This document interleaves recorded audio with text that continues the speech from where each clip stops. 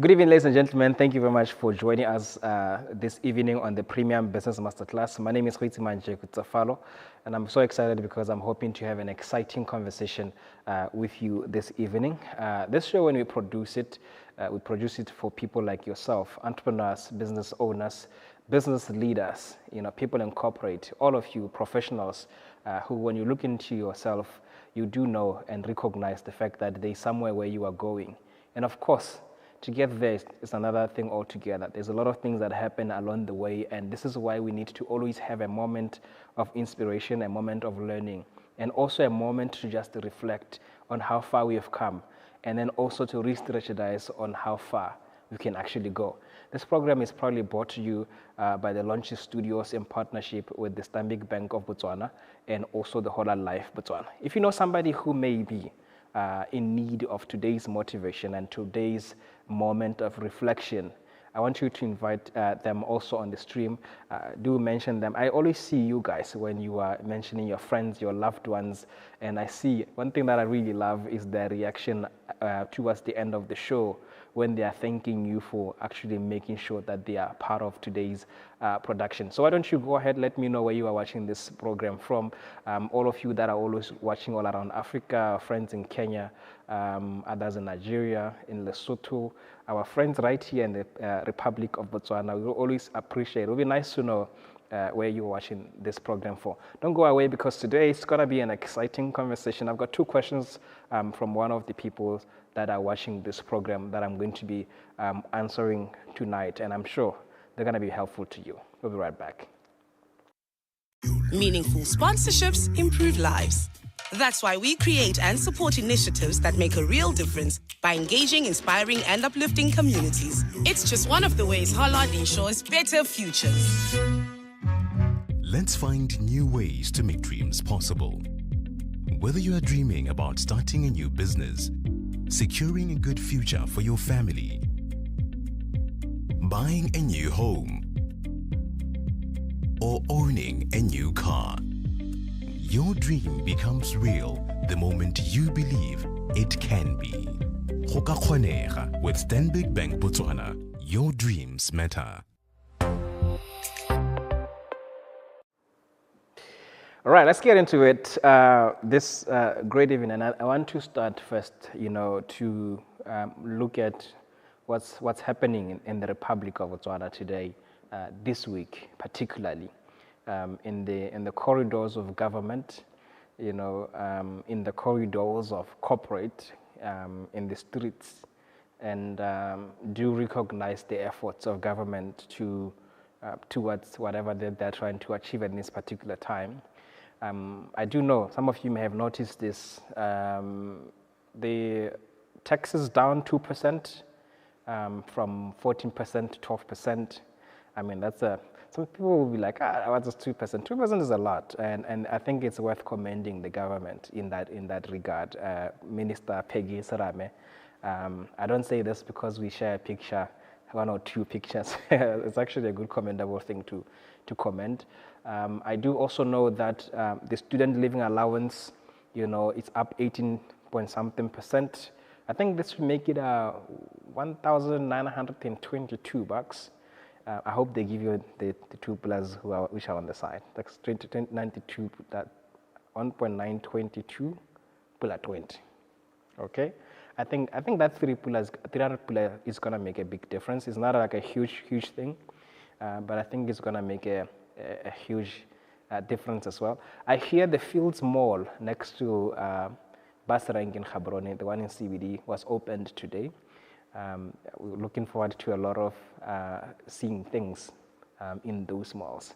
Some of you may not be interested in this because you're like, why don't you get straight into the topic today? That's the reason why we're watching. And we're gonna get into that. And last night I put out a post And this is a post that I usually repost around this time. I first posted this post about 2 years ago. And the time I was posting this post, it's because I had gone through a moment of realization for myself personally. And the reason why I put that post is because I realized that a lot of us, we grow, but there's a few things that get left behind, and only to meet them in the future. And when we meet them, we don't even have, the answers to the questions that life is asking you. I do realize that most of us, we do tend to forget. In fact, we try to as much as we can to forget this because we're not ready to really face the reality of what life is about. And one of the things I put in the post in there was that as you grow up as an adult, you're going to realize that life, or adulting as you may call it, becomes more embarrassing and even more depressing when you realize that you are growing up, but you're growing up to a stage where you realize that you cannot afford, to the basic elements of just being an adult.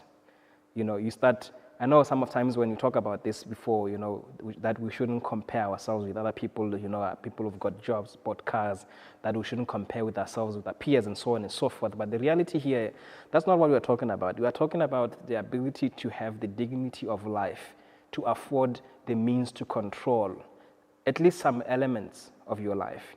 And the basis of this post, when I put it, you can go on my page and watch and read the whole article for yourself. It's because when I was putting that post, actually started this. I was from a shop, and the guy that I usually borrow the packs from, like for clothes, was not there. So, and then I waited for him for like 30 minutes. My clothes were still in the bathroom, still washing them. The guy wasn't there 30 minutes later. 1 hour later, he was still not there. And then I thought, hey, I didn't even know how much for the packs guy. And then I took my $50, the last $50 I have, and I went to the shops nearby, and I asked them that I want to buy the packs. And the guy threw 2 packs for me, and then I said, no, I actually want 1. And then I gave him the 50 pull. So he returned to me $47. So I look at the 47 as if like this guy has cheated himself somehow. Then I ask him, wait, how much are these things? So that one is 3 puller. I say, really? It's like, yeah, sure. And then I say, okay, give me 3 more. And then I bought, with $10 I bought a couple of packs. And I went home and I realized to myself that actually success for some people, or wealth, is going to start the day you start valuing the importance of ownership. In my next coming book, Marimavu, there's a chapter where we are talking about this, and I told my own story of where I grew up. I realized that poverty has instilled in most of us a mindset of always feeling comfortable and finding comfort in other people's things. Where I grew up, as long as my neighbor has the food, I'm kind of okay. And here's the thing, it's a day-to-day activity, but I didn't realize that it's actually building a mindset right in my mind. And today on this show, I'm going to deal with these 2 questions. The first question is the one that somebody asked after they read the post. And they said, so then how do we build a growth mindset? And this is why you and I are here. And the context of the question is what I'm talking about. That for those of you who decide that I read your post and I've decided within me that I want to start building my empire from today, how do I do it? Now, I'm going to share with you, like I said, always, I think we should make a video disclaimer of this thing. The things I share with you on this show, I don't share with you because I'm an expert. I share with you because this have been my life experiences, and these are my thoughts concerning the subject. And maybe the ideas that I share may resonate with you somehow. I don't want you to take it as a blueprint of what you should copy and paste into your own life. I want you to reflect on the thoughts that I'm sharing with you, using the elements and the truth about your own personal life and see how this applies when it concerns you. I think the most beautiful and the most powerful answer to the questions that you have in the mind is the one that you are going to generate for yourself. So from this, I want you to see the inspiration and the thought pattern that would inspire your own. And I think for you as business owners, as entrepreneurs, this is going to be very important, because one thing I have seen is that we're trying to prosper with our businesses when our personal lives are crumbling down. We build a picture, an image, and a career that is followed by a lot of people. We look as if we carry a certain level of value. We look as if we carry a certain level of happiness and progress in our life. But the truth that you and I know about you is that there are things to this day that don't match the person that you are in your own personal life. And I'm not talking about things that are outside your control. I'm talking about the things that you've been snoozing all the while. Life has been sending you, cautions and messages and alerts for you to pay attention to some of these things. And because they require responsibility from your end to do something about it, call for action, the one thing that you've always decided is to always snooze all of this. So that post, and to this question that you're talking about, I, for one, have had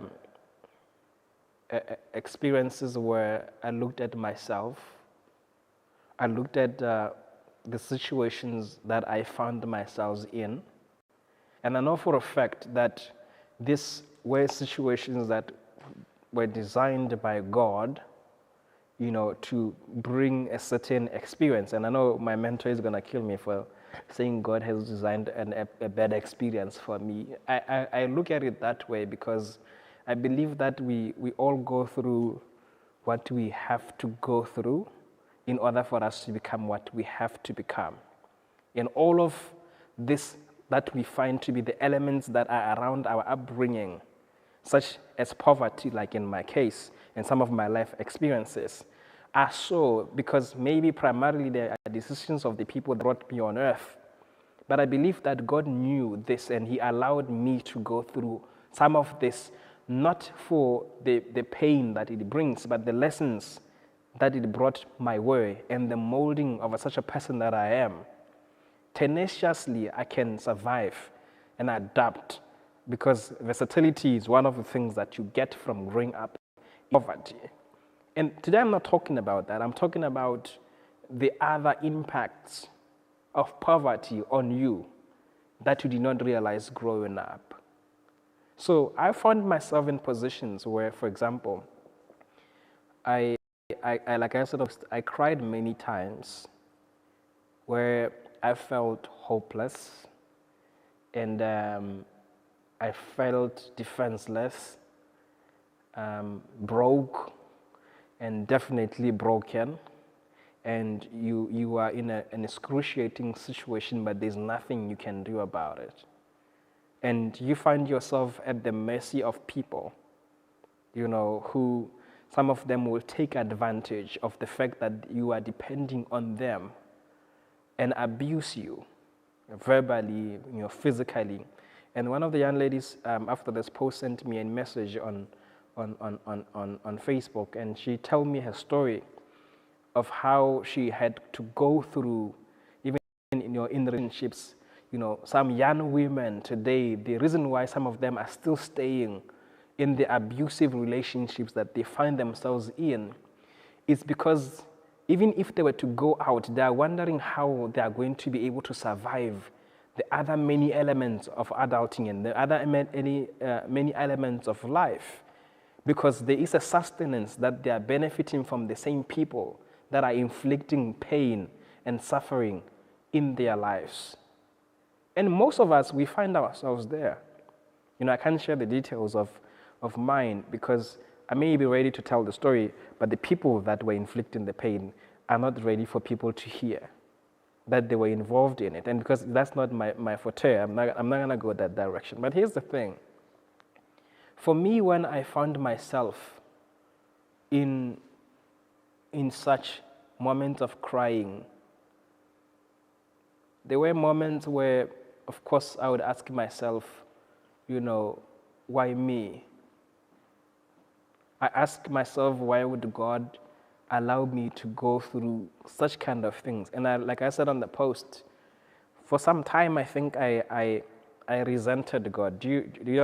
Some of you know this. There are moments where you look at God and you feel like it is very unfair, the things that He has done, has allowed you to do. The only thing that maybe you and I could share is the fact that you can tell Him that, look, man, you are being unfair at this thing. I find myself in those. But the thing that gave me power and authority over the same situation is realizing that I allowed myself to be in those situations. I'm there in those people's sustenance because I have failed to sustain myself.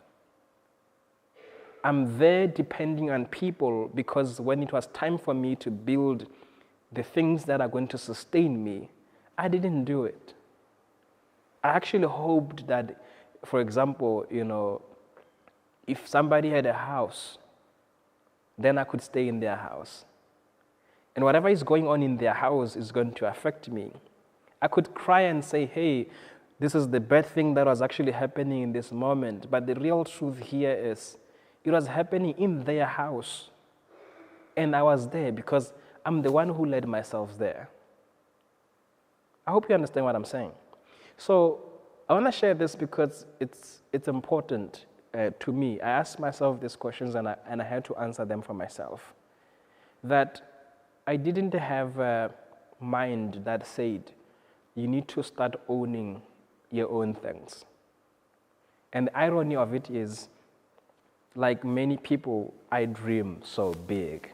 I'm the kind of guy who wants to be a billionaire one day. Not that I should have the billions. I dream as big as having enough money to do projects even for God around the continent. I want to build myself so that I can afford to take children of people I don't even know on scholarship to study in places like New York and Singapore, the best universities in the world. They may be born in the villages that we come from, but they have a talent that can change the world, and only one single opportunity could transform their lives. And today, I see how many of them get born, the fastest children in the villages, the ones that get straight A's, and because they come from a poor family, they get pregnant at Form 2, and that's the end of their lives. But they could have become neurosurgeons, they could have done a lot of things. I want to build myself to be able to afford to sponsor those kind of people. And I'm not talking about 1 or 2 or 100, thousands of them, because that's how many we have all around Africa. That's the kind of a person I want to be. I want to be the kind of a person who is able to send satellites to space and broadcast internet all around Africa so that you don't have to pay for the mobile data that you are paying for. It costs $100 million. That's 1.1 or 2 billion pula project just to have a satellite up in Africa. And do you know what else we could do with those? We could help churches broadcast their television to us for free all around Africa, as sponsoring the gospel.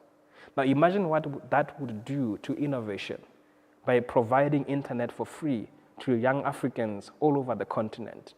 What will happen to the technology that could be built, access that could be built? What would that do to the relationship of African countries to each other? Because that's the kind of place that we need to take Africans to. Those are the things I dream about. I dream about driving my most favorite car in the world, Porsche Cayenne, Porsche Carreras, Porsche 911s, that kind of things. I dream myself owning, apartments in New York City, in Abu Dhabi. I dream of myself as a person who would fly on a private jet just to go and breathe some air in Paris, or maybe drink tea and come back.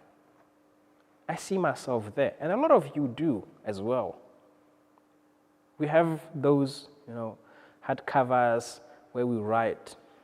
And one day I will do a show because most of you, some of people have, there's a stage you reach in life as you grow up, maybe 25 for some people, where you stop even envisioning this because they have now become a lie in your mind. Where you said you was at the door. You're like, why am I lying to myself? And you stop doing that. But there are people that they have those dreams. But the illusion of them here is you live in that image, in that imagination, which is good. But you dream about owning an empire of businesses. You dream about owning a farm. You dream about owning schools. You dream about owning big assets worth billions. But you don't realize that you are talking about owning. And the problem here is not the money to afford, the things to own. It's because primarily you don't have the mindset to own anything.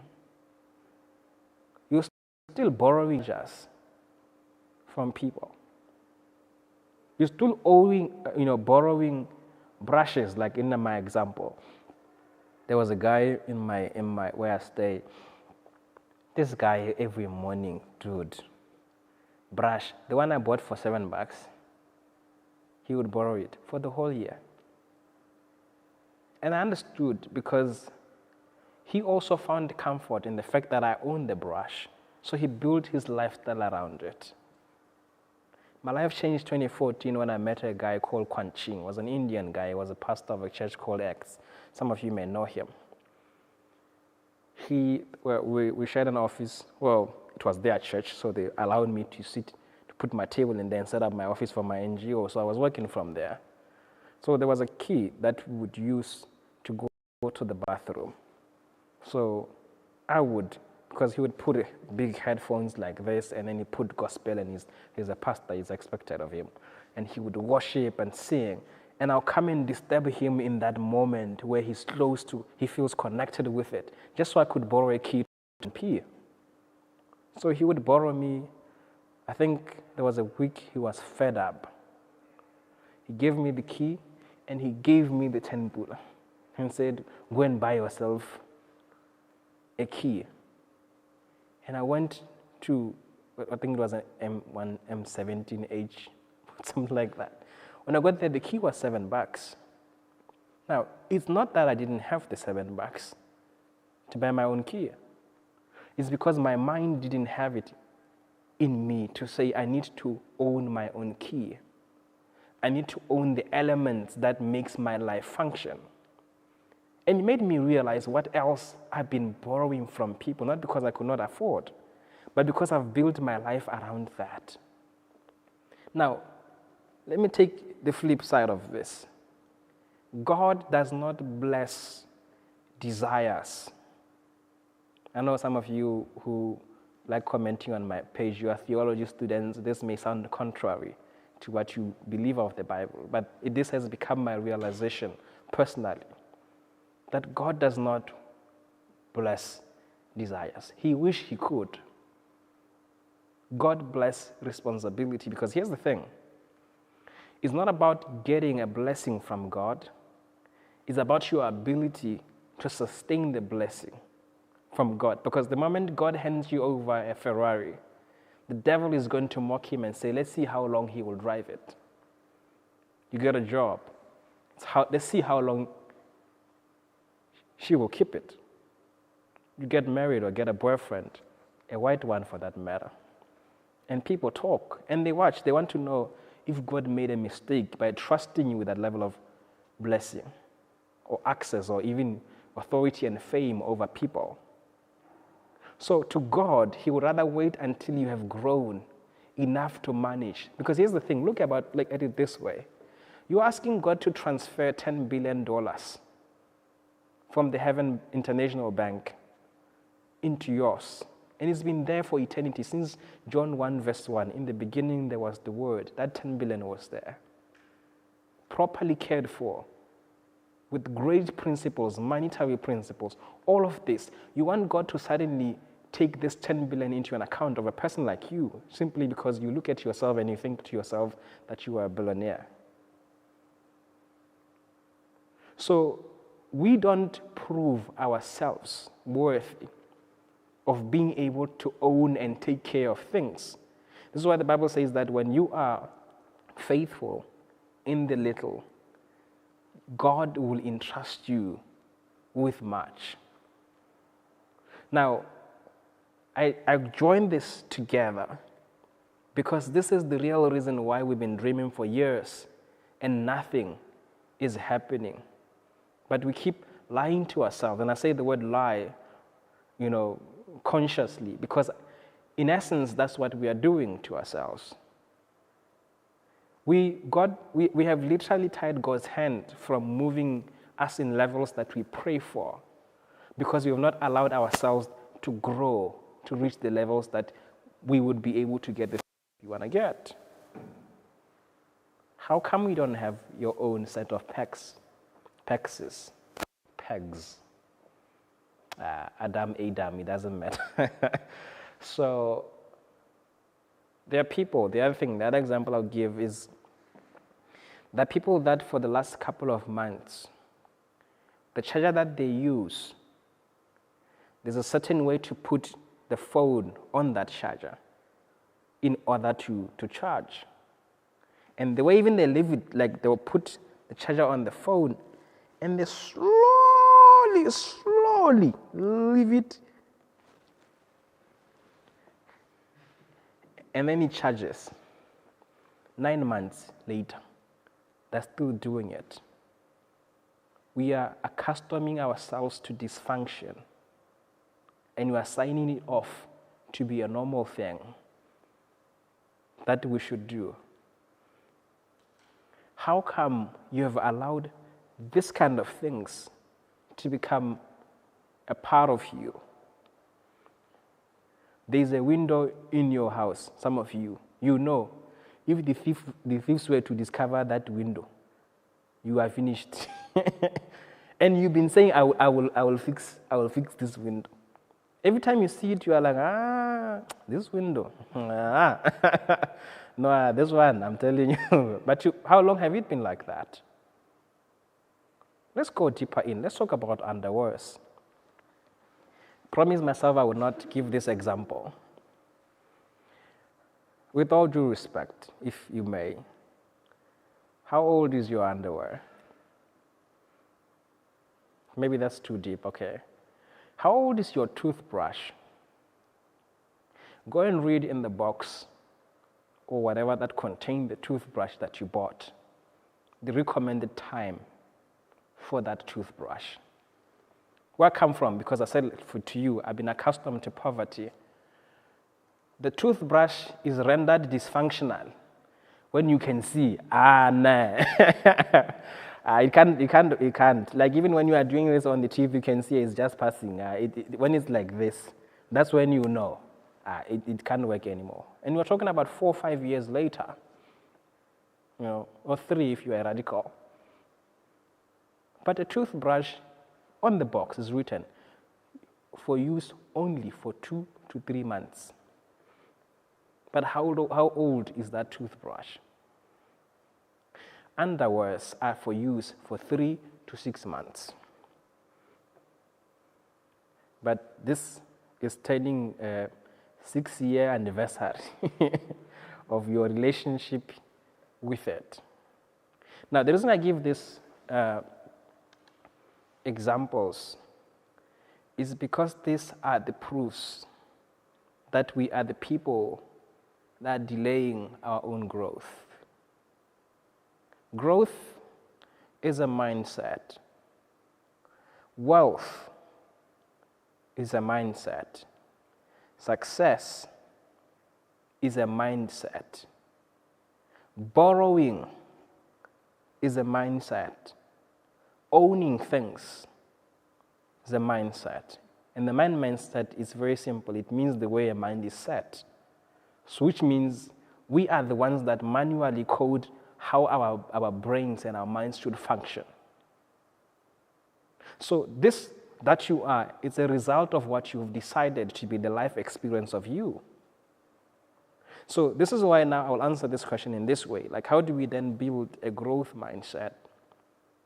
I think number one, you need to take responsibility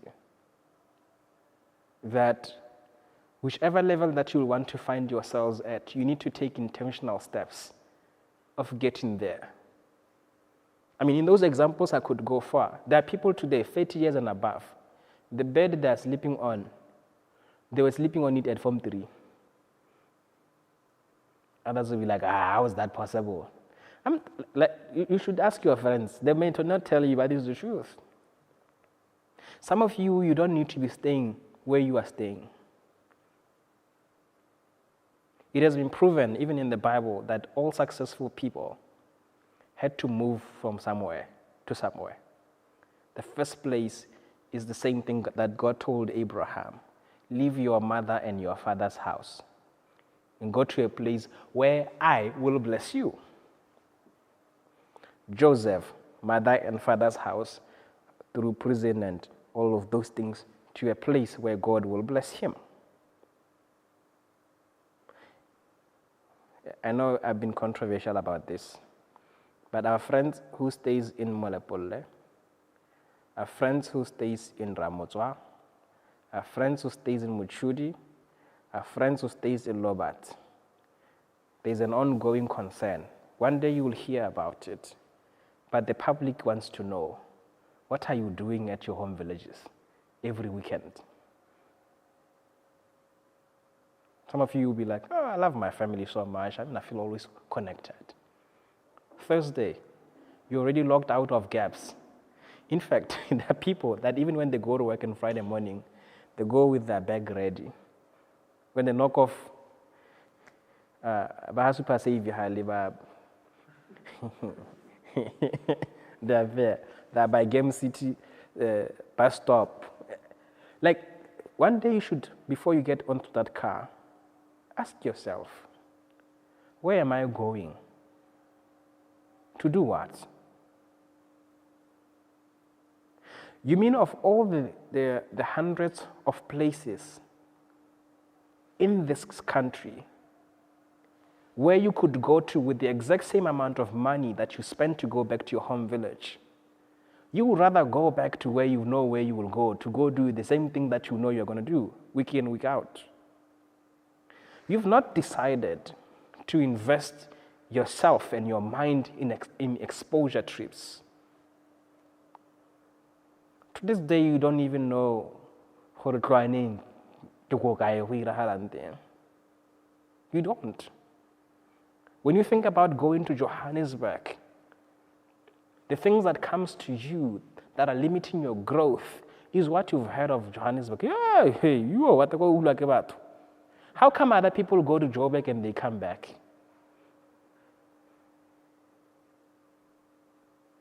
You'll be shocked how much it actually is to go to Joburg. I posted about it like 2-3 years ago. It's $200 if it's still the same for bus. $200. You can take $200 and go to Francistown and come back. You can take $200 and go to Joburg and come back. 5 hours, 5 hours. But the difference, you've stamped your passport. You've been in another country, you've seen other cities. Definitely there's a level of exposure that will change your mind. But because your mind has not been liberated to see it as such, you'll always be limited to the same levels where you find yourself forever and ever until you decide to go out there and experience life. I don't know how much Kombi is now because there's been too much hikes. Is it $7? With $7, which is $14, every week you can discover new places, discover new recipes free of charge on YouTube if you buy data. 20 years later, you're still cooking rice the exact same way. You boil the water. I know there are the radicals who even put oil and salt. It's like, what are you doing? And then they put rice. And then you check the last grains, like, last water. And then you put the last water, and it's still white. And then you take it out of the pot, put it on the plate, it is still white. And then you take it and put it inside your body. And you are wondering how your life has never changed. People do things to body rice. There's a spice. You don't need to know how to use it. Just put it in the rice. It will be yellow. Put something, do something. I hope you understand what I'm saying. So it's a mindset. You have to decide that you want to see that level of growth. And that's when you're going to experience it.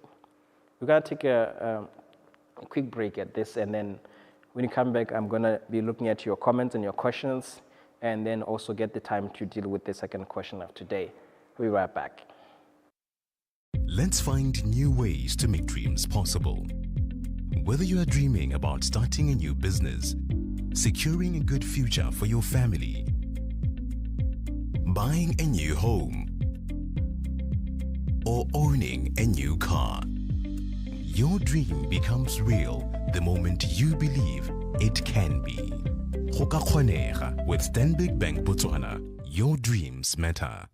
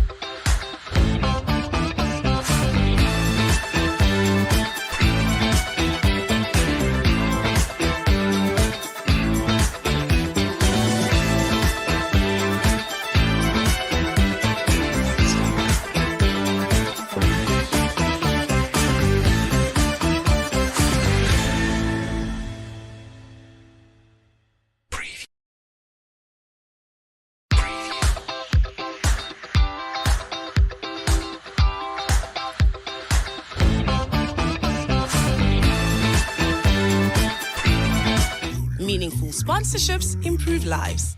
That's why we create and support initiatives that make a real difference by engaging, inspiring, and uplifting communities. It's just one of the ways Hollard ensures better futures. Let's find new ways to make dreams possible. Whether you are dreaming about starting a new business, securing a good future for your family, buying a new home, or owning a new car, your dream becomes real the moment you believe it can be. Go ka kgonega with Stanbic Bank Botswana, your dreams matter.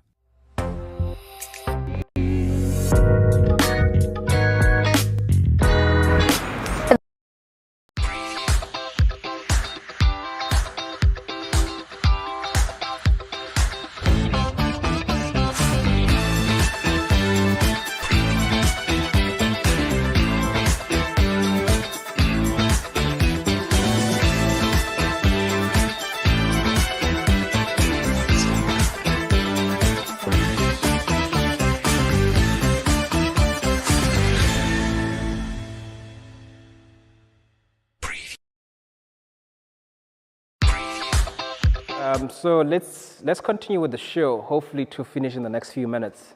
And I see all of your comments and your reactions and your tagging of your friends in today's conversation around building growth mindsets that are designed to push us to grow. The Bible speaks of this. I think this would be Proverbs 4:8, that the righteous something, the light,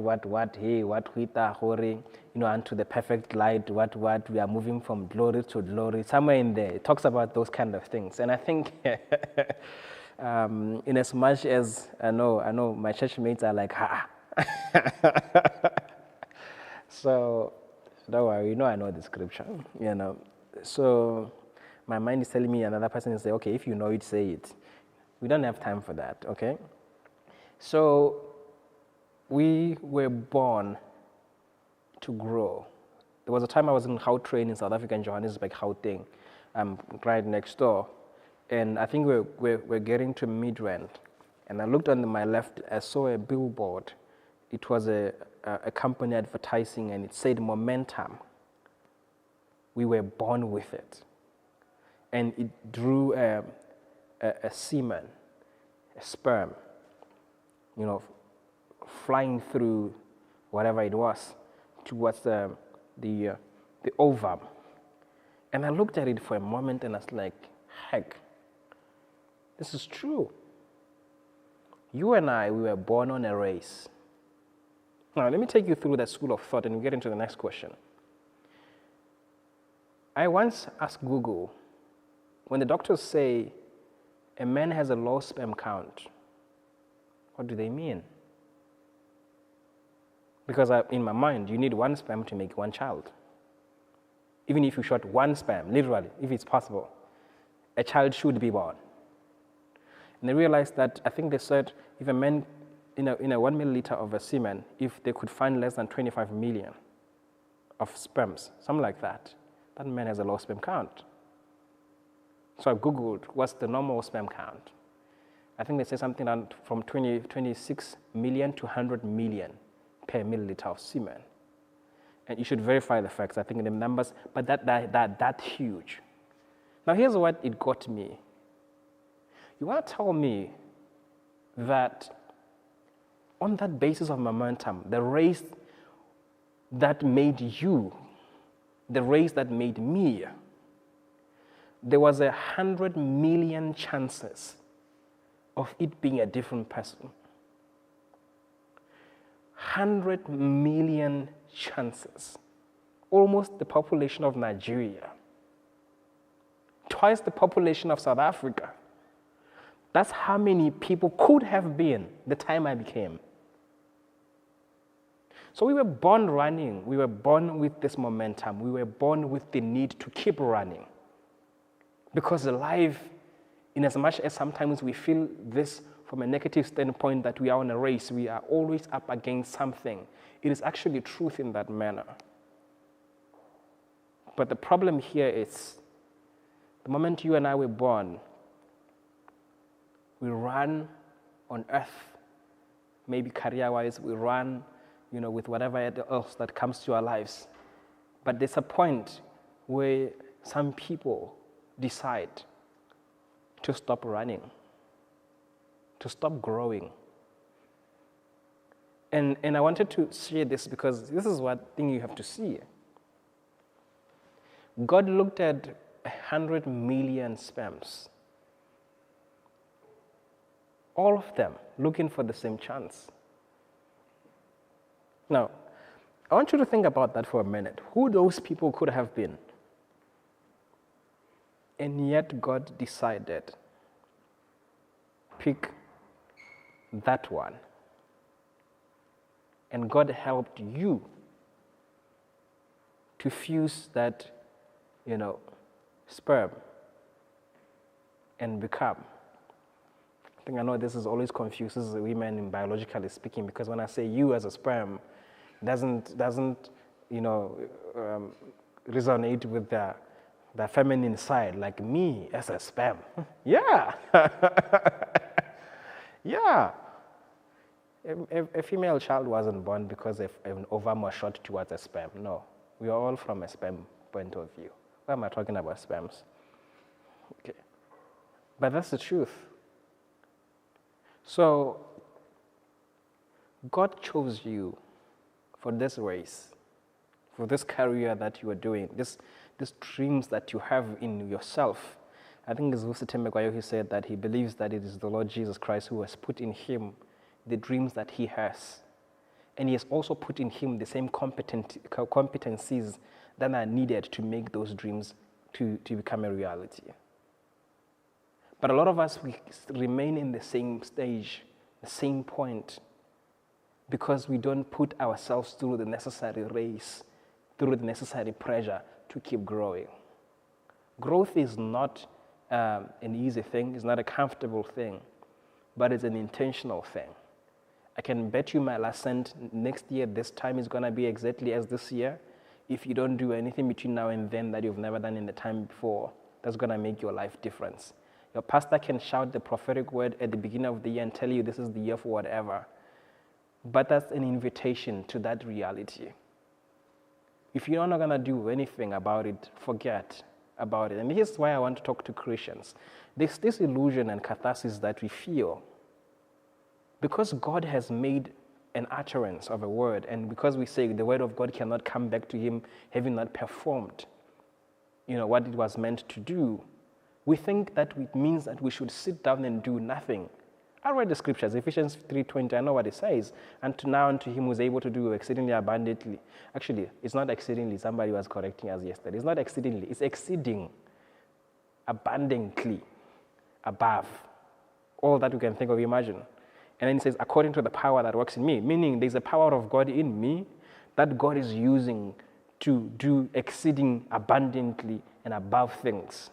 But here's the thing, God is not like Russia. He does not invade any Ukraine. God works with you.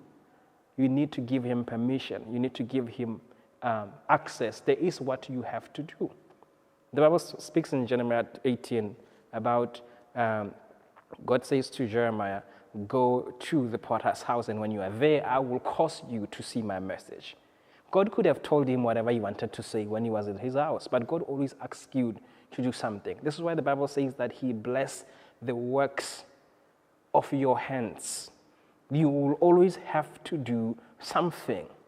So every prophetic word that does not have an instruction as to what you must do, to me, is very suspicious.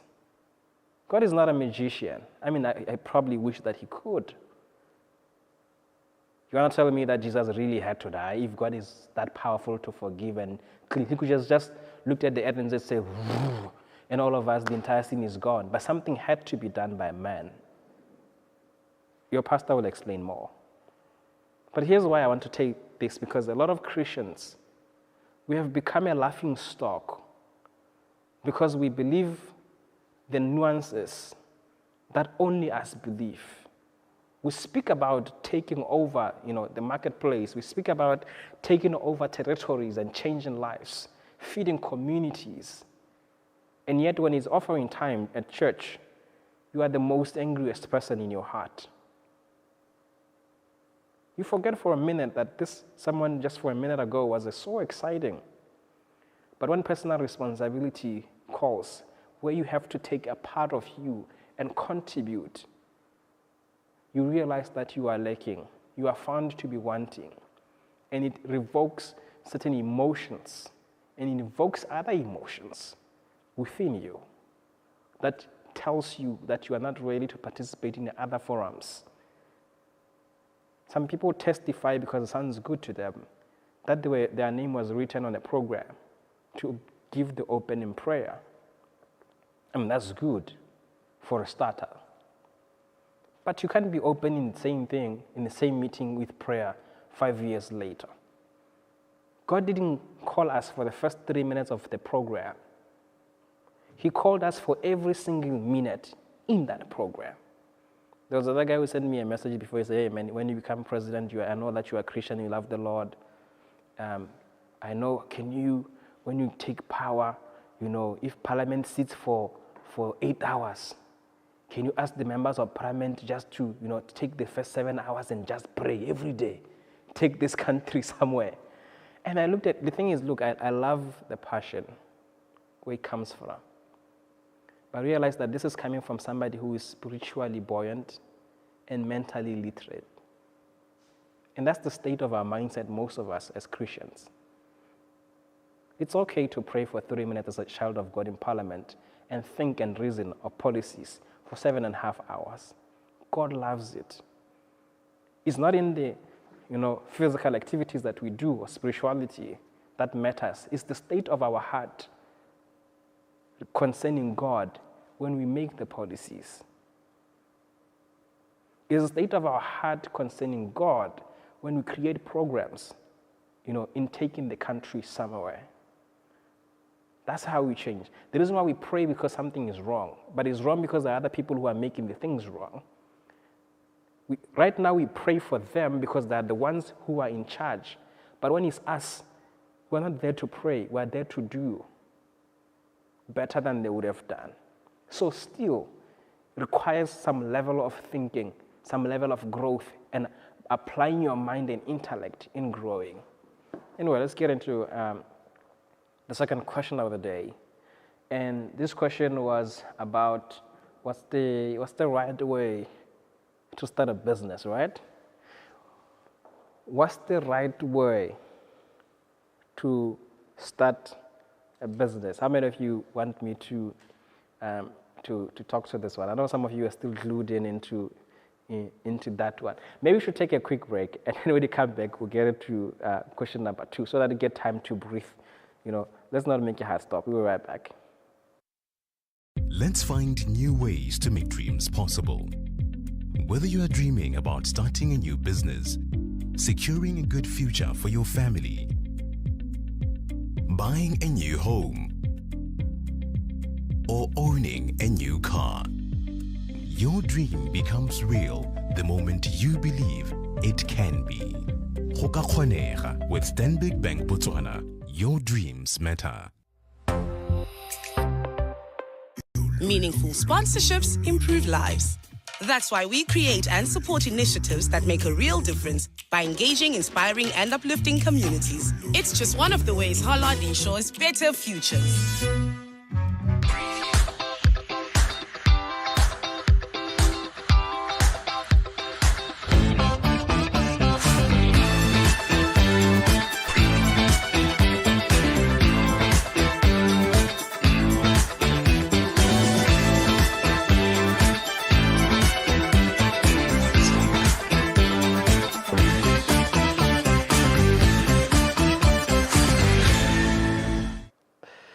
All right, so time for question number 2.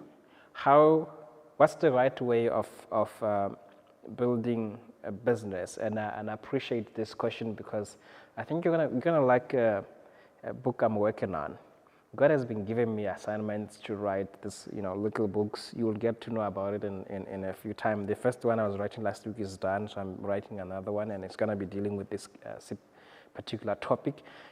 For those of you who can't read like big books and you don't want to read business books that sounds like textbooks, I'm your guy. Trust me, you're gonna enjoy the type of books that I'm producing. You can read this literally on your car waiting for a robot to open, and you finish it, and you have like the things that you need to know.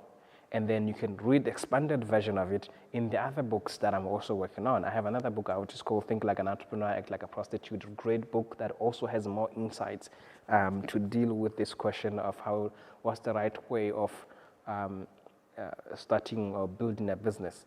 And so I wanna address it in the quickest way I can.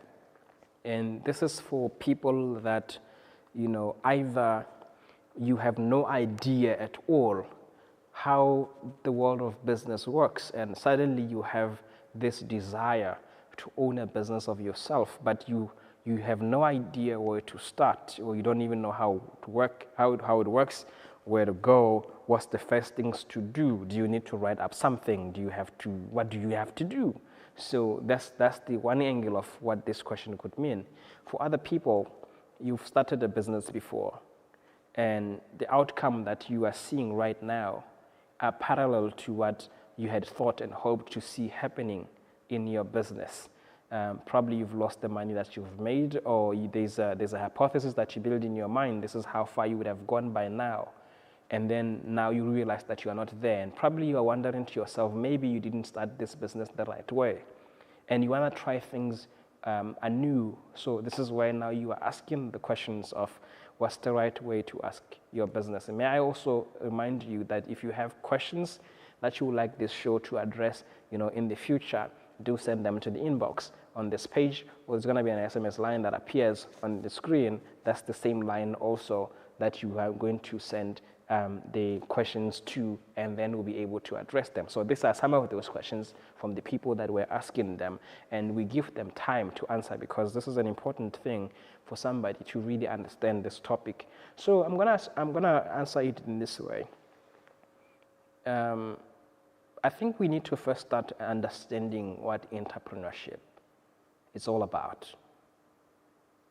And it is about solving problems. The Bible says that you are the light of the world and the salt of the earth. By virtue of spiritual origin, you are born to be a solution bringer.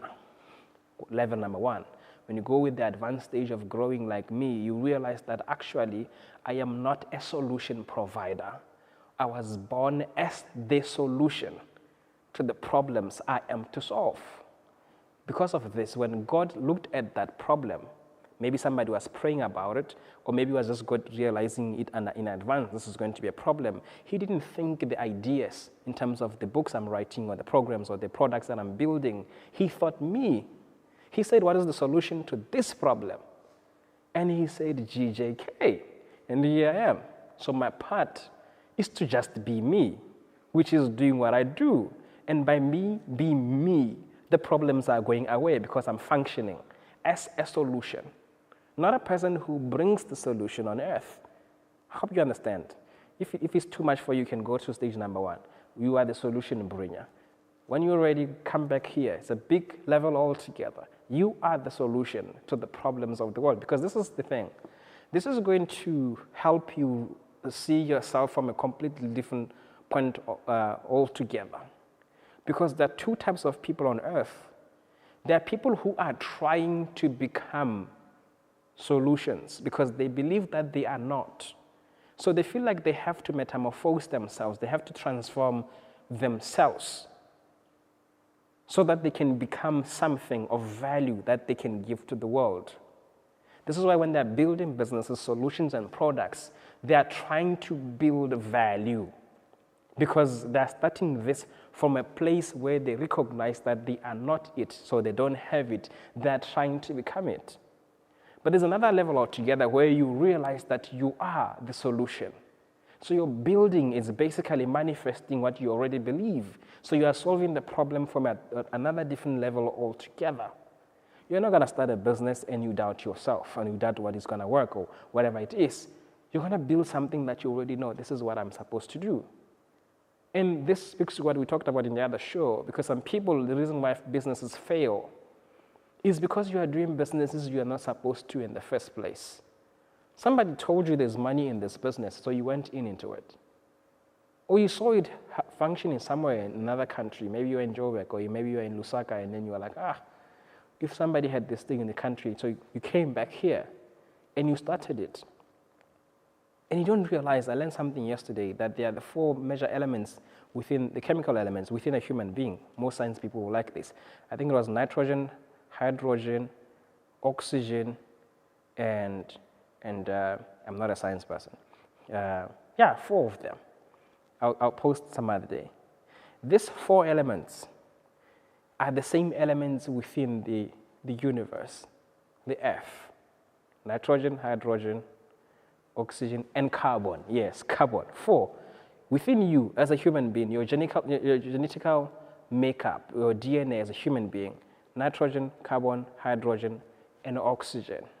So the chemical composition of a human is the same chemical composition of the earth, which makes sense because that's what Genesis talks about. That's what God did. God took the soil and created a human being.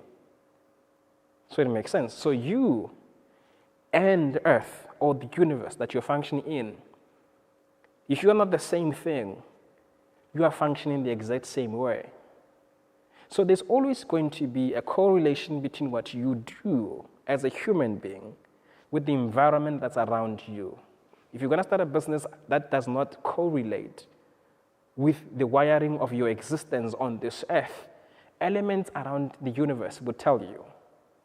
So this is why when you start a business outside of your purpose, maybe the organizational purpose is not aligned with your personal purpose, sometimes it leads to things not working. So I think the right way to start a business is to go back to the drawing board, which is you.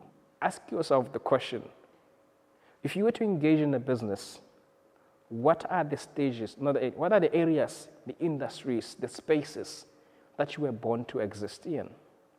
Were you born to solve problems for human beings, for people,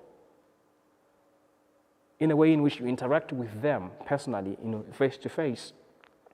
Were you born to solve problems for other creatures on earth, for animals, for buildings? What were you born to solve problems for? Because when you're going to start creating a business, that is where you are going to start creating the business, in the area of your calling, so to say. So that's number one. Number two, you need to understand that in the business world, the laws that function is the law of demand and supply. You exist because there's a demand, which is why I said earlier that entrepreneurship is about solving the problem. So what you are doing is solving an existing problem. The problem is the problem that is quantifiable. We can tell what's the demand for the solution that you are trying to build. In this country and some of the other countries around Africa, I've seen a lot of entrepreneurs, what they do is they create businesses first and products first. They create services first by themselves. And then they try to force people into liking these things and seeing value in them. In Botswana, they will even over-advertise them and say support local because there's nothing else that they could advertise or sell the same product on. It can be sold on quality, it can be sold on niche, it can be sold on price, it can be sold on anything. The only thing that this product should be bought for is because it was made by another local. So that's the only reason that we are buying. Because the entrepreneur himself doesn't even see the value. Because the truth is, it was created not to solve a problem. It was created for what I call intellectual masturbation. Which means engaging with your own intellect to pleasurize yourself. So if it makes you happy, just imagine two doctors together talking about doctor stuff. We're the biggest people. No matter how great the conversation is, they're having an intellectual masturbation because it's only pleasurizing them. But these things were not created to pleasurize ourselves. I keep giving this example. The reason why as a human being you have a voice, I mean literally the sound of, that's coming out of your mouth. That voice is not there because you needed one. You don't need this voice to speak to yourself. Usually, even the voice that you use when you to keep quiet and try to talk. Right now that some people are trying to talk to themselves, they're like, okay, no, he's telling the truth. Okay, I can talk to myself without using my mouth. Because you don't need this voice. This voice is there because the people around you need to hear you when you talk. Now, here's why this is important to understand. This is why when you sing in your mind, you sound like Beyonce. And when you sing with your mouth, you sound like you. And it doesn't sound the same because these are two different voices altogether. They are yours, but this one, you don't need it for yourself. So the same thing is the same with business. So when you create a business, you don't create a product or a service that you like. You create a product that the market would like. Not because it's interesting, it looks cute, but because it solves an existing problem. Now, as much as an entrepreneur yourself, you are also a customer somewhere. So let's talk about that one. Why do you buy the things that you buy? How many people are on your payroll, your consumer base, that you are buying their things because you are supporting them? I bet you bought your iPhone because you looked at Steve Jobs' vision and you're like, oh man, wow, this man is going somewhere. Let me buy myself an iPhone. I bet the groceries you are buying from, you're like, Yamikani, wow, proudly BW. And then you are buying it. No, we don't.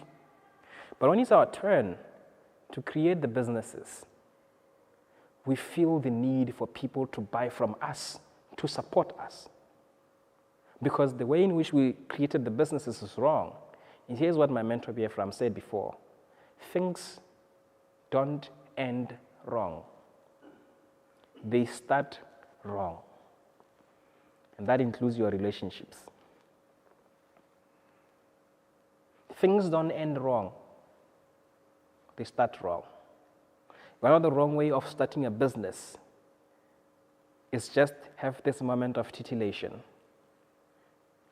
of intellectual masturbation. You don't apply rules of design thinking. Google this, you'll know about it. Design thinking is a process that allows innovators, creators, entrepreneurs like yourself to engage information and even information from the market, the target audience, and sometimes even the target audience being part of the design process, asking them, how would you like me to solve this problem for you? And they tell, I don't like your ginger when it tastes like this. Can't you remove this? And then you build that taste together, and then you get somewhere, and now you are building a ginger that they like, that they have their input in it. This is primarily why Spar or any other grocery stores, or most offices, they have suggestion box. It's because they're trying to build an experience for their clients. Because it doesn't end. You always have to keep innovating for the client. It's about the client. You are solving the problem for them. So most people can't do design thinking because primarily they have no idea what is the problem that they are solving. I asked this is one of my first questions when I meet an entrepreneur. They say, hey, this is what I'm doing. I'm like, okay, what's the problem that you're solving? They're like, excuse me, what?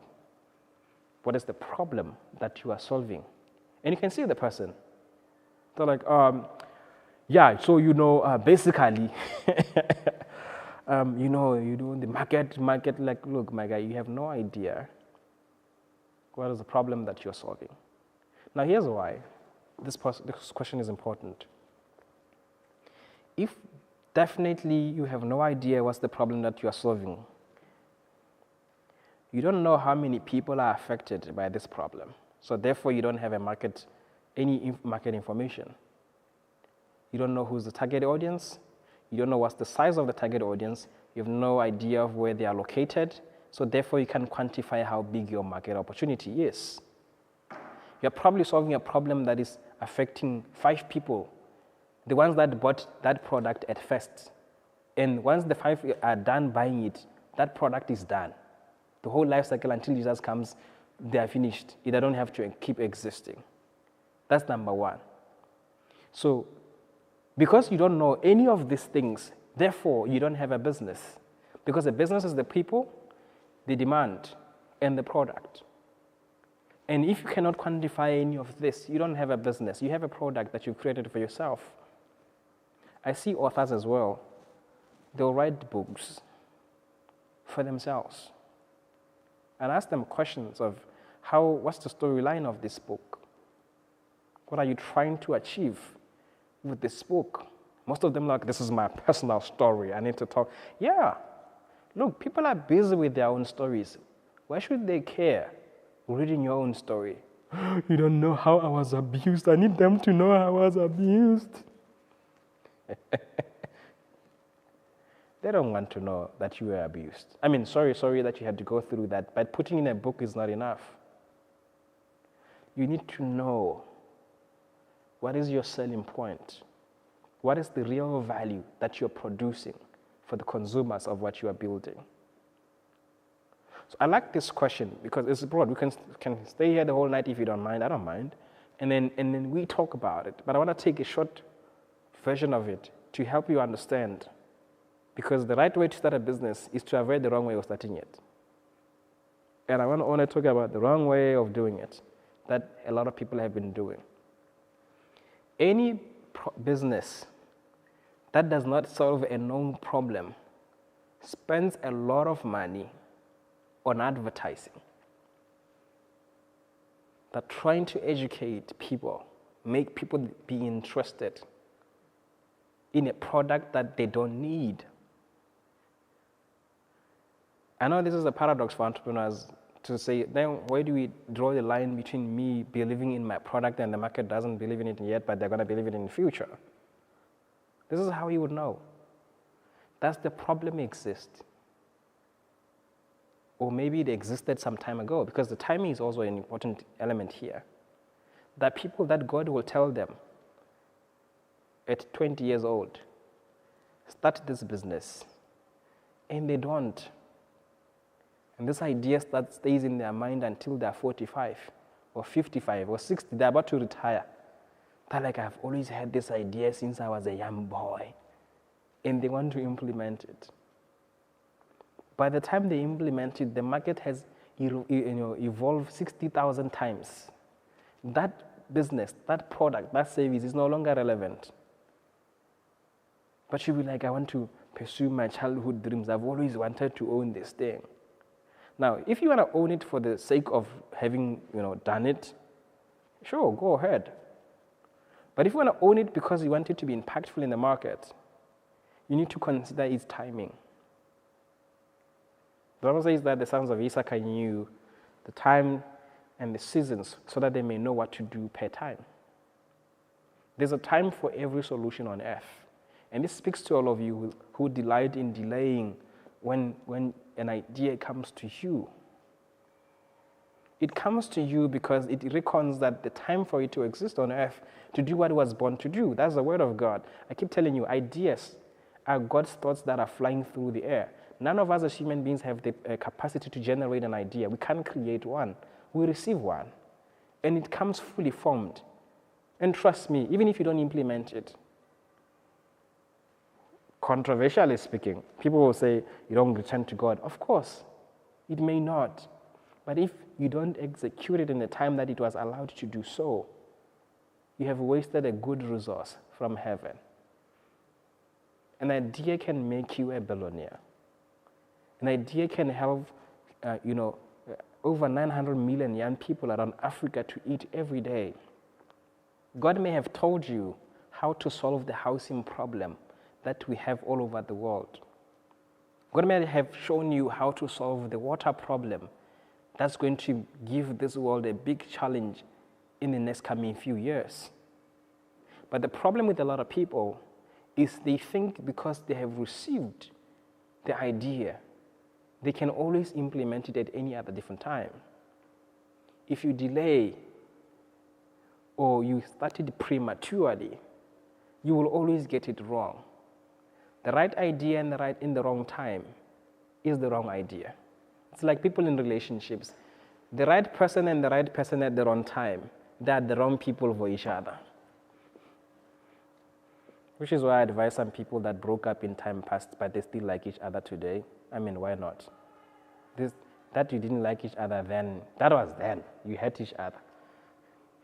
But today you are single, she's single, you like her, she likes you. Maybe this is the time. Okay.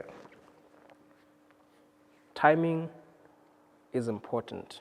Prophetically speaking, and I'm talking to someone, the idea that you have, and this is one of the paradox of being an entrepreneur, you can start something today which is going to be relevant in the next 25 years. Coca-Cola is 130 years today. And when it started, this guy was a doctor, had an idea of how he could refresh human beings. And because of his limited knowledge at the time, because he was a doctor also coming from a medical field, this is the thing, background will always influence how you innovate and how you solve problems. So when he received this idea of the chemical composition of how to refresh people through substance, the first product that he made was a pill. So people of a certain, struggle, bodily-wise, speaking health-wise, they would drink this pill. So as the demand went on, they converted the formula into liquid.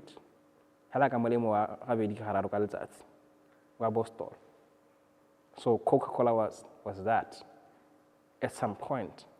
So when it became liquid, the volumes were little because you have to be sick to receive this thing.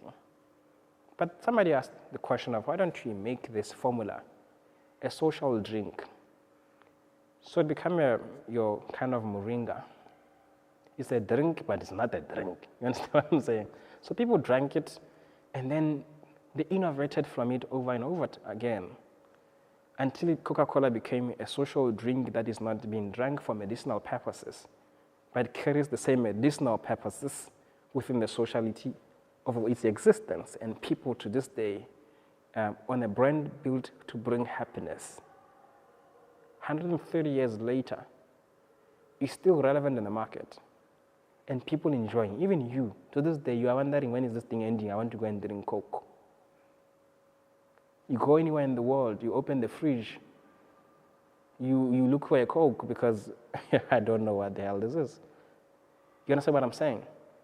Now, 130 years ago, the only thing that this guy could create with the knowledge he had was what he understood, which is the medical field. So he created a pill. That pill didn't work. Not because the idea is wrong, but because the understanding of the man at the time was very limited. Now, some of you could be in the same level. The problem isn't the business that you've created. It's your level of comprehension of what God was really saying at the time you received the idea. Because like they say, we don't see the world as it is. We see it as who we are. So if I'm a medical doctor and I'm looking at a 4-chemical formula, the next product to create is what I know to do. Some of you could be like tech geniuses and you look at a solution that comes into your mind. The first thing you're going to think about is create an app, because that's how we build. So the reason why I'm saying this is because most people fall in love with the innovations that they bring out and not in the problem that they are solving.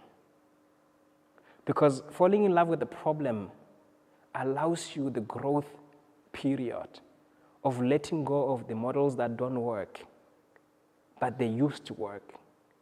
And you can embrace new ways of doing things, because it's not about what it is. Because, for example, this guy could have easily said, I received an idea of a pill. No, he didn't. That's what he thought he heard.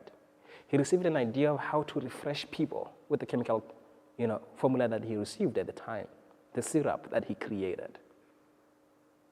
I hope you see the difference. Because God speaks to you according to what you can understand at the time. So if he looked into your mind, the only thing you know is the little things that were there. God talking to human beings, it's like people playing motswedi or 30 seconds or charades. You're trying to describe to this person not according to your level of intellect, but the level of their intellect. So if I was to show you that I'm talking about animal Zulaika, I'm going to find the descriptions that suits you to get it, because it's not about me, I get it. It's not about me getting it. It's about you getting it. So I will use the examples around you that will lead you to this. So some people, because of the clues that God was giving to them, they get glued into the clues and miss the message of what it's all about. An idea today that God gives to you can exist for the next 2,000 years. Ask the first woman who sold herself in prostitution.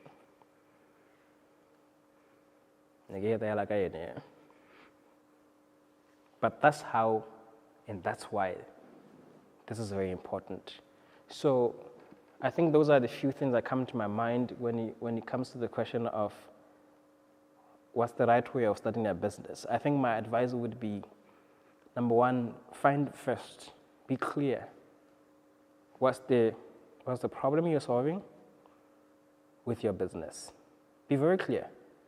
And make sure that the problem that you're solving is a real problem that affects real people or your real target audience.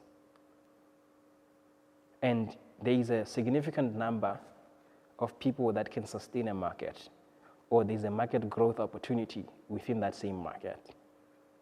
And you must know from the get-go that if it's not an existing market, you're going to grow the market. You have a budget to do that. You have the time to do that. Number two, whatever solution that you come up with, always remember that it's not about that solution. It's about finding the best way of solving that problem. So at this time, that solution is the way to solve that problem. Your part is not to own that solution. Is to keep finding ways of solving that problem. Hope that makes clear. Number three, be sure who is the people that you are solving the problems for. I think this coins in, go and watch the show of last week, where we were talking about how to be recognized by the right people, because there were people who were asking about attracting the wrong people in the business. You're starting this business, you want this type of clients, but this is the type of people that are coming to you. So how do you rebuild yourself? And I think I remember I said something in there that the quality of the problems that you are solving determines the quality of the people that you are going to be serving. And the quality of the people you are going to be serving determines the quality of the value that you are going to produce. And the quality of the value you are going to produce determines the quality of the value that you are going to get paid. So if you want to be paid Woolworths' version of money, you need to solve Woolworths kinds of problems to produce Woolworths kind of products, because there are people that buy at Woolworths. And if those are the people you want, you need to upgrade yourself to that level of innovation. But it doesn't start with the product. It starts with the problem first, and the people affected by it. So I think this is the right way and the right stop to for me within that thought. And I think you understood and you loved my take on it. My mind is reminding me of my example of people that broke up before in the wrong time. It might be the right time today. I'm telling you. Not you, another person. They know themselves. So I think that's our show for tonight, and I hope you like it. Let me take a quick break and look at your questions and your comments, and when you come back, I'm going to say bye. Please let me know where you're watching this broadcast from. I know some of you are watching on YouTube, others are watching on LinkedIn, others are watching right here on Facebook across different pages. So wherever you're watching, don't say I'm watching from Facebook. I know, but I want to know like where exactly in the country, in the continent are you? We'll be right back. Let's find new ways to make dreams possible. Whether you are dreaming about starting a new business, securing a good future for your family, buying a new home, or owning a new car, your dream becomes real the moment you believe it can be. Go ka kgonega with Stanbic Bank Botswana. Your dreams matter. Meaningful sponsorships improve lives. That's why we create and support initiatives that make a real difference by engaging, inspiring, and uplifting communities. It's just one of the ways Holland ensures better futures.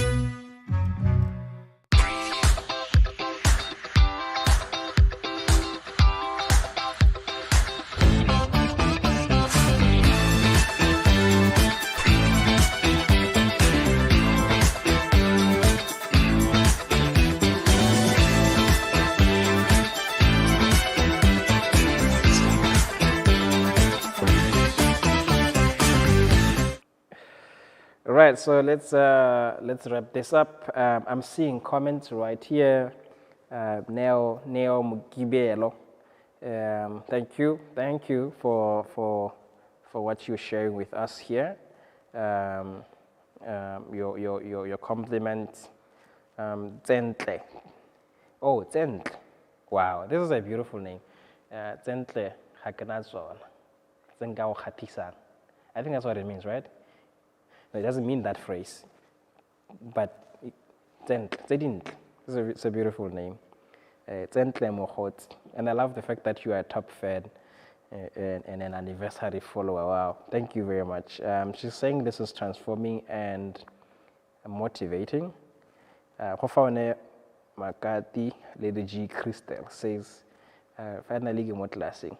Do you guys really feel like this is a class? Is this a class? Oh, Masterclass. Irony of it. Okay, get it. Kialutesi Tebo is watching this from Botswana. Thank you. And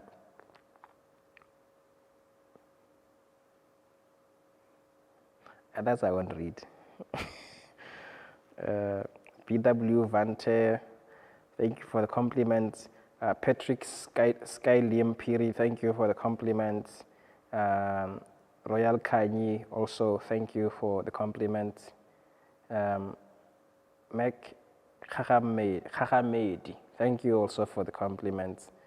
And Minkitu Medi, also thank you for that compliment. Onema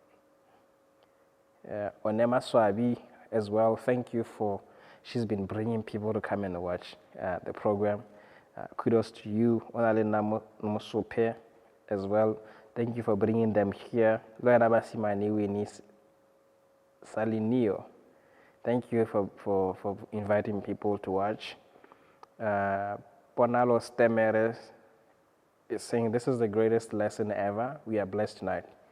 Thank you. Thank you for that. Busir Tabile Lieto.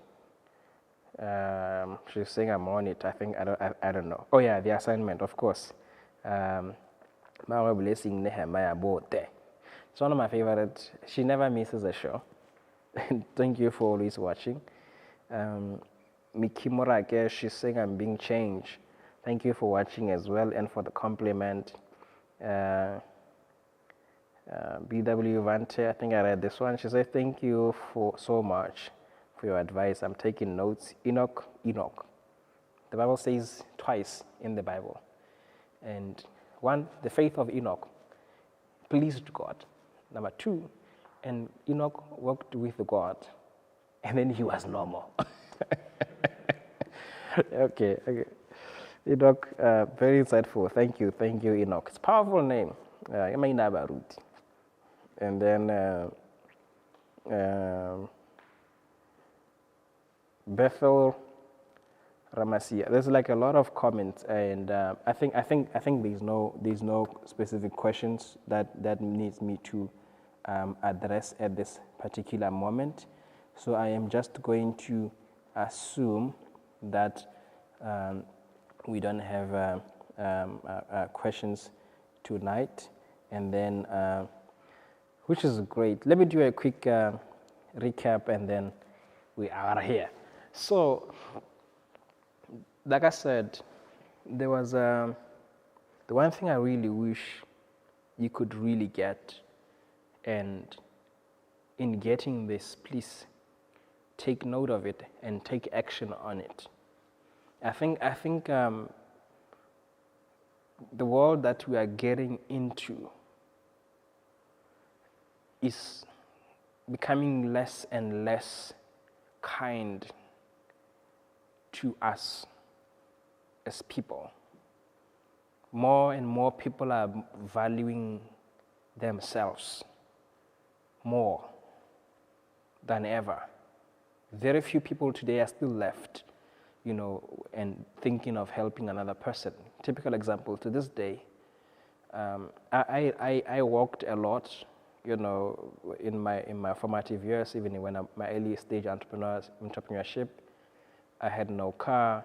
Sometimes I had no money to go home, so I would hike. Remember, I would knock off at 10 p.m.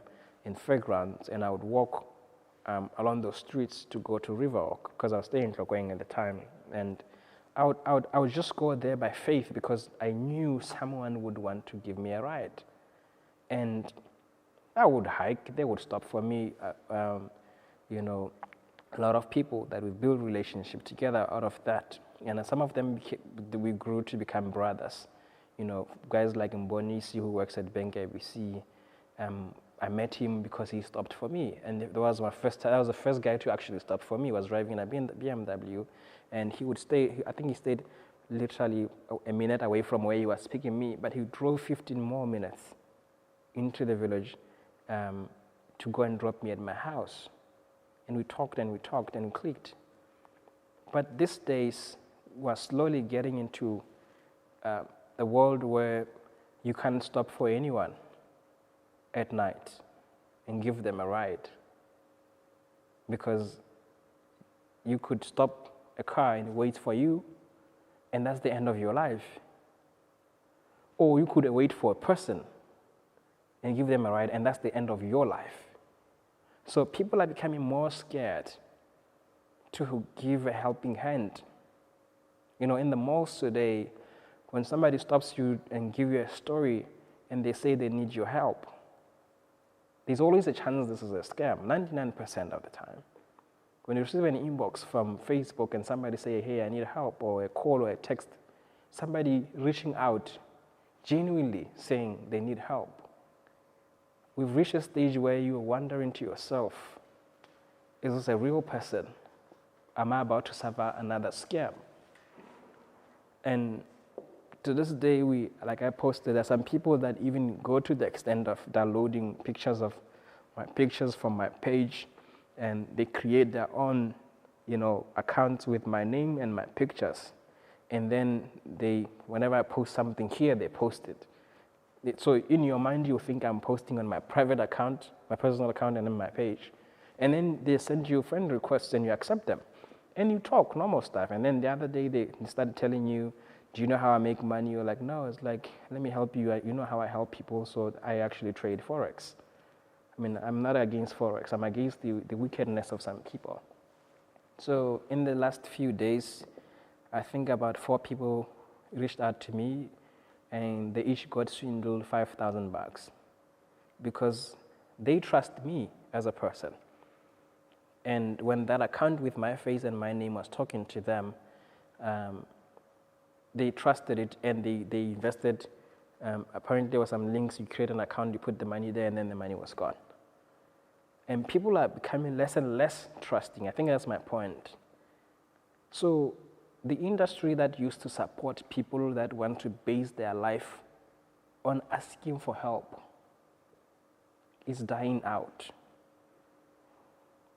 Because if you want to base your life on I'm going to call someone and ask them for help, I'm going to go to the mall, ask for help, I'm going to go to my neighbor and ask for help, you'll go to your neighbor, but they may not want to open that door because they're wondering if you want to go inside. You're pretending to be asking for sugar, but you're looking at that stuff so that you can go and tell your guys to come and rob them later in the night. So they would rather say they don't have the sugar to protect themselves. So how are you going to survive a world like that if you don't build your own asset base today? How are you going to survive a world where you can't even trust a person you go to church with? So you need to take control of your life. You need to start to building your own asset base. You need to start building your own assets. The little things that you could do for yourself, go for those ones, because that's where it starts. You own the little things, and then you prove yourself worthy before God that you can take care of the little things. And before you know it, it opens up a new world for you to start being able to own even more things. There's nothing frustrating in my experience than being at the mercy of people that even hate your guts. There are people that, seeing your struggle, will use you. Because if you don't succumb to that, that wickedness, you're not going to have anything to eat that night. You know, I've seen how some people treat even some maids in their houses, where it's okay for a child to, in 3 hours. And then and then this one maid happens to eat one of them. And she's being scolded and slandered, marginalized and ostracized, persecuted. If it was possible to put her on the cross, they would, for an apple. Trust me, there's still people in this country where if you hired a maid in your house, there's couches, we watch TV, that they're not allowed to sit on a couch. They're not allowed to function as human beings in the house.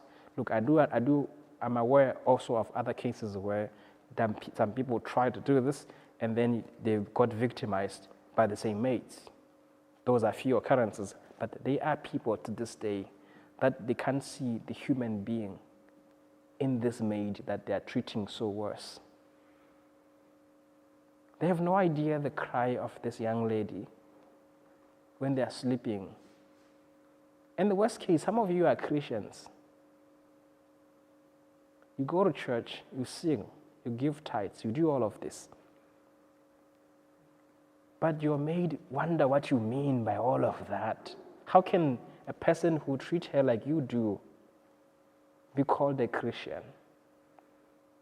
When they watch movies about slavery of the black people back in the 1960s, they don't see a difference between that experience and theirs that they're having in 2022 in your house.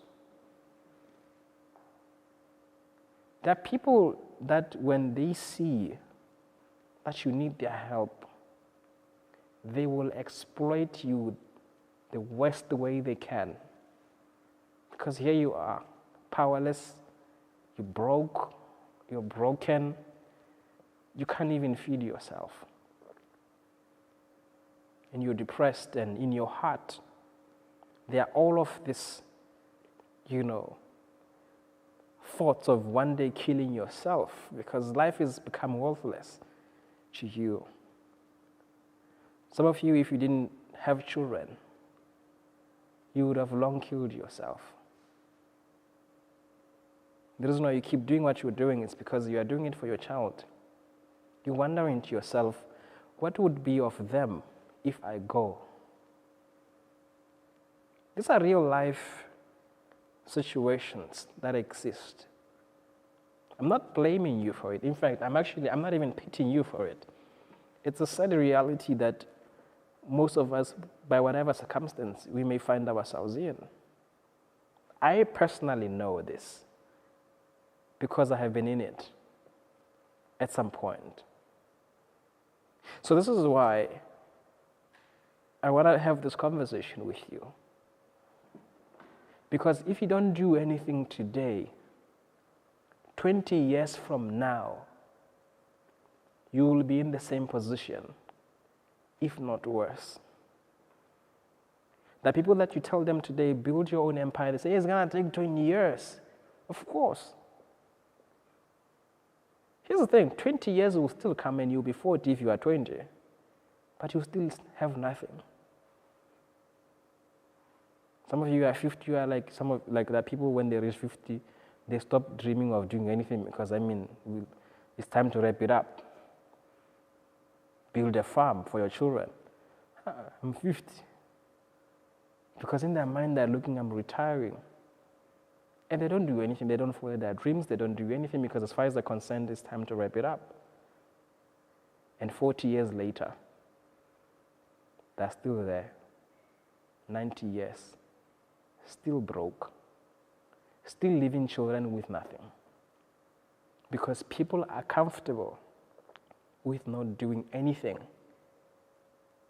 with building themselves and taking control from the people that are sock puppeting them around in disgrace. And it's not like you enjoy it.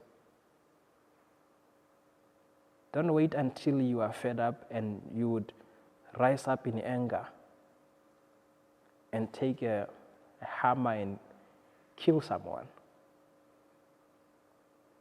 Because that will be you reacting to the emotions that you're feeling in your heart. But that's not you solving the problem. The problem, like I said, it's not them as much as wicked as they seem. Remember, you are in their house. You are there. Not because they are wicked.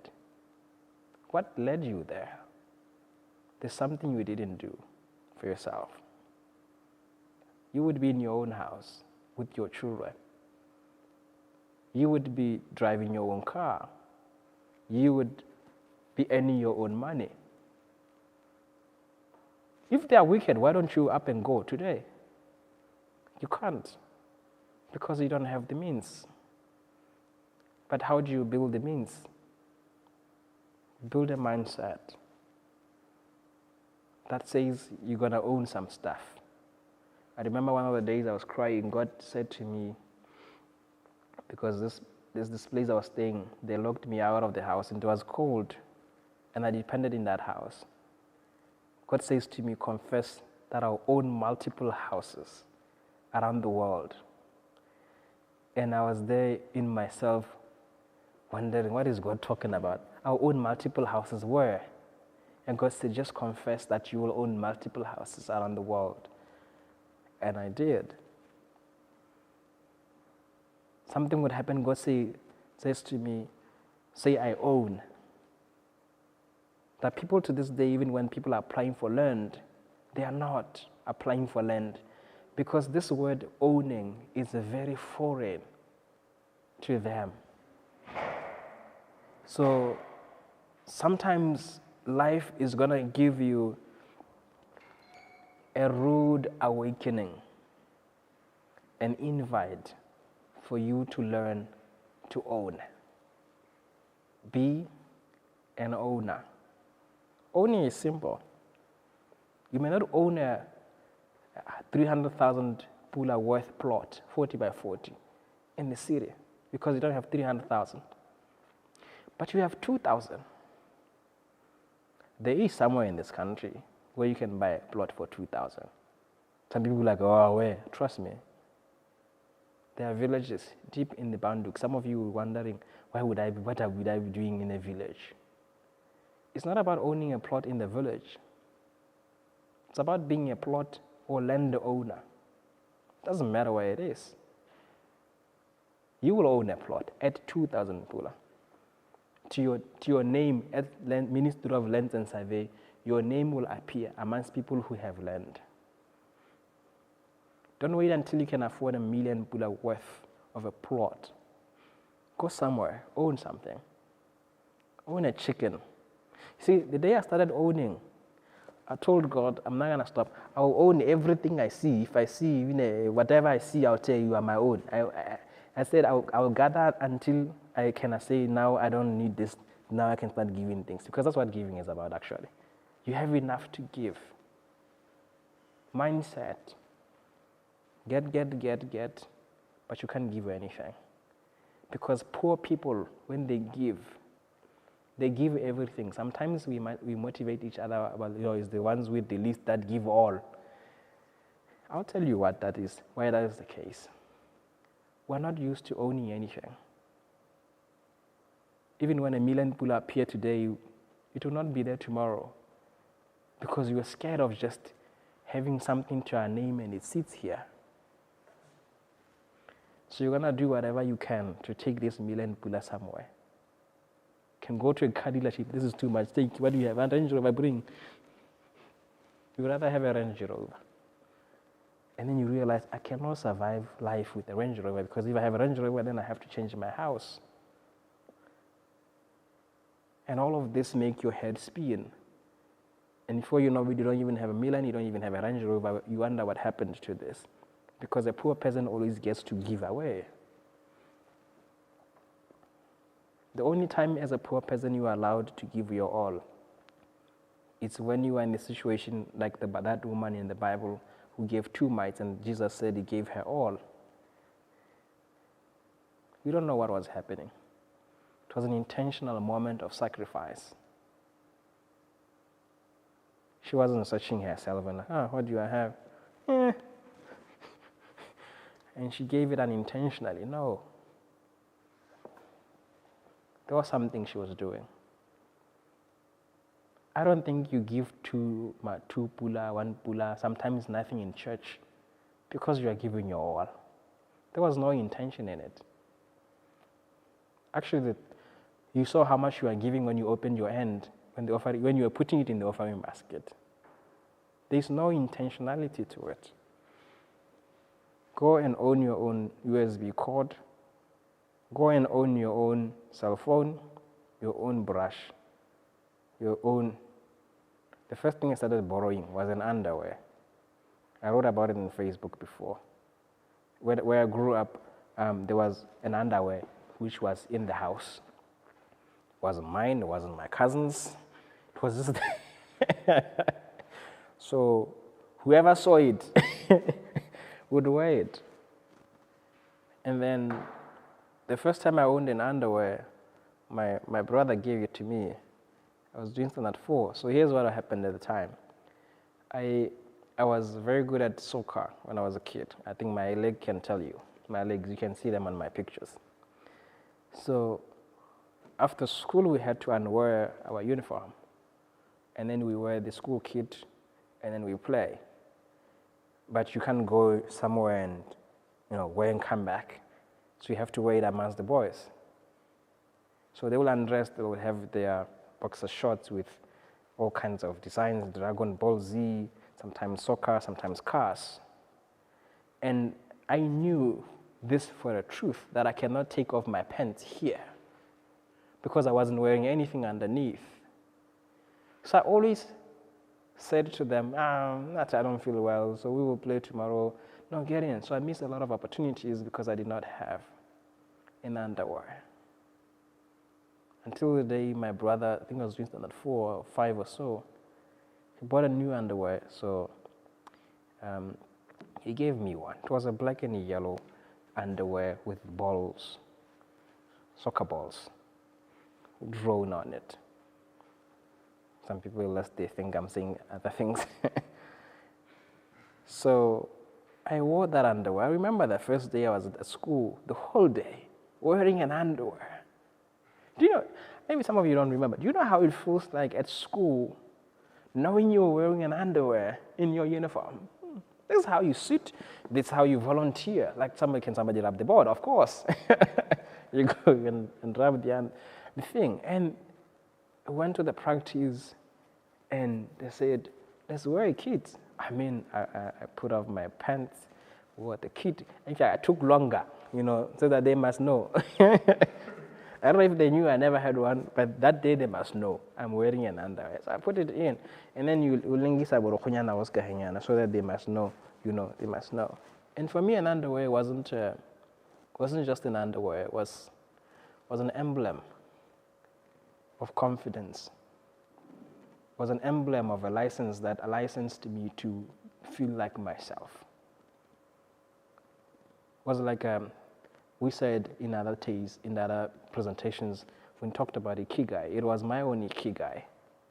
I would know I've made it if I have my own brand new underwear that I paid with my own money.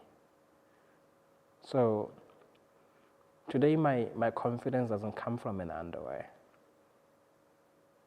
It doesn't. There are things that when that been done, I hide from the public because I don't have what that level of success or human existence require of me.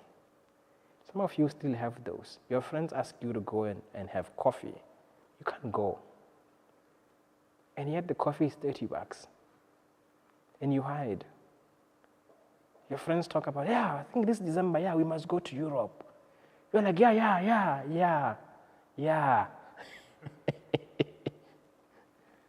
There are conversations you can participate in because when everyone was growing up and taking responsibility, they swear you didn't. So this is why today was about growth, taking responsibility, and understanding your part to play. And that's our show for tonight, and I hope it blessed you. Until next week, Thursday evening, Asante San.